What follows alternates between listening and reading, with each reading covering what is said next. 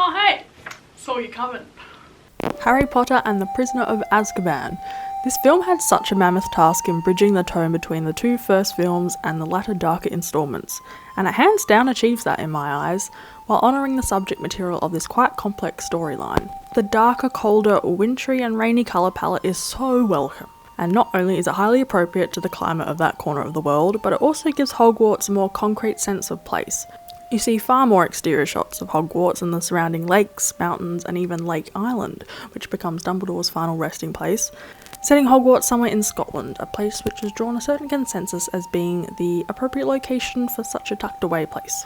Prisoner of Azkaban is iconic, with the mood being just so strong and unique it comes across as more of an indie rather than big blockbuster film. Also, every scene is so cinematically mature, if that's a phrase at all. What I mean by that is that it does these four things. Well, there's almost certainly more than four, but these are four that I think about at least. First of all, the camera is rarely stationary. It's constantly moving, which quickens the pace of the series, which needs to happen, as Voldemort comes back in the next installment and people start dying and it starts getting very real right around the corner. Secondly, these free-flowing shots often settle on just Harry's face, for example in the leaky cauldron when Mr. Weasley takes him aside, and when he's overhearing Dumbledore and Snape talk in the Great Hall when all students are sleeping there in their sleeping bags. This implicitly lays the groundwork for how isolated Harry will begin to feel over the next films in the Triwizard Tournament, and when finding out either he or Voldy must kill one another in the end.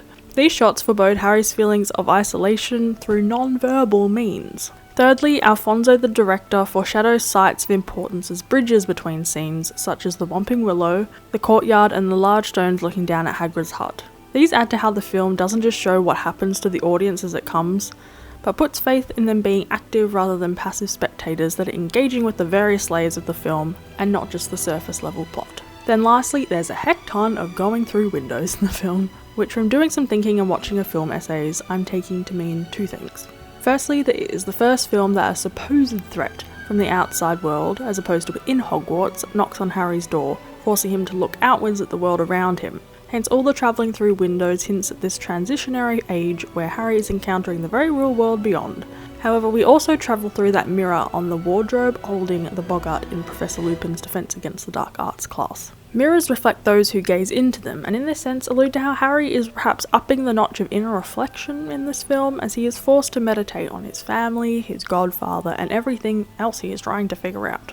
So moving on from how this film potentially set up a generation of young people to develop a love and appreciation of film, filled with nuanced storytelling, if we rewind and start at the beginning of the film, the teenage angst kicks off the film to a strong start, with the witty comebacks from Harry that get him through painstaking situations and the occasional furniture kick to get out that pent-up anger. Inspiration for such a move provided by Dobby only a year prior, no doubt.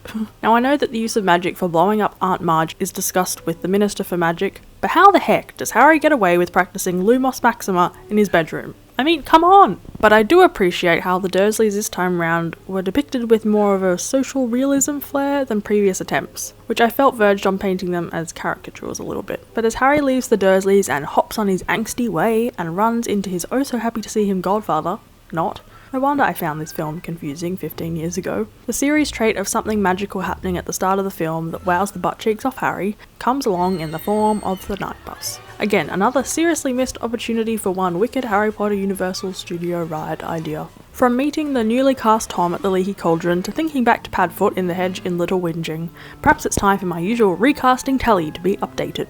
Okay, so from my observations, we've got Padfoot, who is later recast in the 5th film as a Scottish deerhound, fun fact. Then there's Pansy Parkinson, who briefly talks to Draco about his broken arm. One of the Parvati twins from the Boggart lesson, Cedric Diggory, who's the Hufflepuff Seeker in the Quidditch match, and Bill Weasley, who is in that Daily Prophet photo of the Weasleys on their holiday in Egypt. Hopefully you learned something new there and my nerdy attention to detail isn't coming across as too weird. But moving on, there's so much to appreciate in this film, from Hermione's slew of stripy jumpers, right on, to Lupin's non-verbal Patronus, to the use of very muggle-known artifacts/illustrations in Snape's Defence Against the Dark Arts to explain a sort of shadow history of the Wizarding world, when Snape's explaining about werewolves. There's Dumbledore being too funny when he's talking about how Professor Dippet used to grow strawberries, when he's trying to stall the Minister for Magic from turning around when Harry and Hermione are freeing Buckbeak. The little moments between Hermione and Ron too, which hint at the latter romance, which eventually blooms.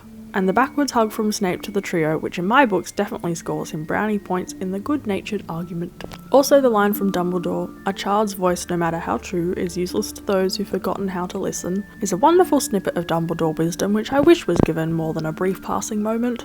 Oh, and of course, there's the Hogwarts choir which makes an appearance, which I think would be the coolest extracurricular to do at Hogwarts, besides Quidditch of course. Because you would actually get to mingle with students from all houses and years, which unless I'm mistaken, I don't see any other way of really doing in a classroom setting at Hogwarts. I know choirs are super dorky things that are off the charts cheesy at the best of times, but I was in one for about 13 years and very much enjoyed it, so I definitely think being in a Hogwarts one would be pretty flippin' cool. One thing that did spring to mind while watching this on Honeybunches is how this film marked the start of a certain visual aesthetic that carried through the rest of the films.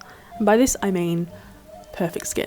After seeing 8th grade the other day, I just thought to myself how cool it would have been and beneficial to the beauty standards held by so many young people to see non-super smooth skin on our magical screens. Although they do have a cure for acne in the wizarding world, so that really was never going to happen. Anywho, some aesthetic diversity is something I mega appreciate in film. One very real experience that Harry does go through, which I think we can all relate to in the film, is when Harry is told off by Professor Lupin for having the Marauders map. Lupin, being a massive mentor to Harry, makes the telling off all the more unpleasant, and it only makes me glad that if not in skin, then in discipline, we can relate to how crappy Harry must have felt when being told off by someone the utmost respect. And to finish with some random observations that I had while rewatching this film recently, there's a new side of McGonagall that you see in this film, which you have to break free from Harry's breathy invisibility cloak to notice. It's when he's eavesdropping at the Three Broomsticks and Minerva is talking not to a student, nor to Dumbledore, but almost gossiping with Madame Rosmerta about Sirius Black being Harry's godfather. It's the closest to a McGonagall on holiday version I think we're going to get. Then there's another thing which is probably just me being a product of certain times, but when Harry faints again trying to cast the Expecto Patronum spell, when Lupin's teaching it to him in Dumbledore's office, and he says over and over again, every time it makes me think of the Expecto Gadget theme song. Then lastly, there's how we just sort of gloss over how weird it would be for anyone, but young 13-year-olds especially, to see in the flesh direct copies of themselves talking and walking around. I know Hermione's comment of is sort of trivialised to be a young girl obsessed with her looks comedic moment, but I think for anyone to see themselves like that would be pretty bonkers and weird and just body image contorting. So I say the two 13-year-olds handled it pretty bloomin' well. But on to the food! It thins down again in this one, Honeybunches, but not as much as I'm fearing to be the case in Harry Potter and the Goblet of Fire. Eek!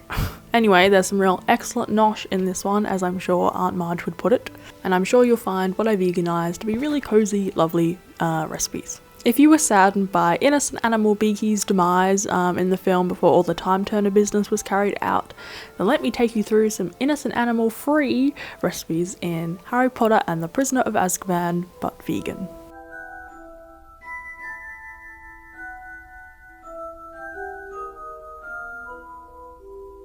Hello Honeybunches! These are two seriously unassuming recipes that I'm very excited to share with you because they taste ridiculously good. So the first one is pea soup. Well, I'm doing like a smoky split pea soup, but it's alluded to on the night bus. It's what Fudge and Tom both offer Harry and he refuses, but he wouldn't refuse this if he had tasted it.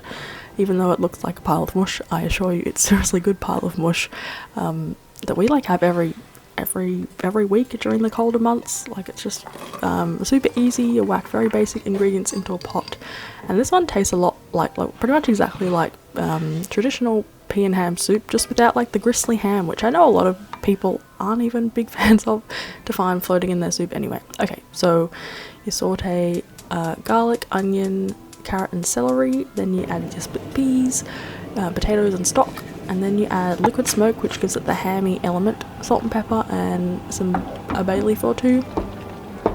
And then it takes a while, but the split peas will sort of melt down and become really tender and make this a really creamy soup that you don't even have to puree really, and you get like the wonderfulest texture. It keeps absorbing water, so just add as much as you want when reheating and whatnot to bring it to the desired thickness. It's so good. It's like a warm hug, totally. It's great. Okay, so the next recipe is what Harry is munching on there while he's reading the Marauders map. And I'm taking it to be like a sweet oaty type biscuit, so I decided to make Anzac biscuits, which you can look up what they are, but they're known in Australia and New Zealand at least. Hence the name Anzac, Australian New Zealand Army Corps biscuit. That's traditionally egg-free, so that's a win for us, and we only have to really swap out the butter for vegan butter. So you add a bit of golden syrup and vegan butter to a little pot, melt that down, then add baking soda. A cool little reaction happens. Then it's oats, desiccated coconut, sugar, I use coconut, flour, I use gluten-free, but you can use plain, and that melty butter mixture. And this is possibly the best tasting, in my eyes, cookie dough that's not cookie dough, biscuit mixture. It's so good. It smells ridiculously amazing. So roll into little balls. They do spread, as you can see, so don't feel like you have to make mammoth ones, because you'll get even more mammoth cookies. And they're crispy on the outside and chewy on the inside, and they're just sweet and wonderful. And I can so imagine why Harry would be eating these as he does some late night map perusing. So yeah, they're the two recipes, honey bunches. Thank you so much for watching, honey bunches. The links to the recipes, if you're interested in making them, will be in the description box down below. And as usual, I cannot wait to see you in the next installment. Subscribe and like and share and all that if you're liking what I'm doing. And I will see you in the next installment of Harry Potter but vegan super soon. Okay, thanks for watching. Bye!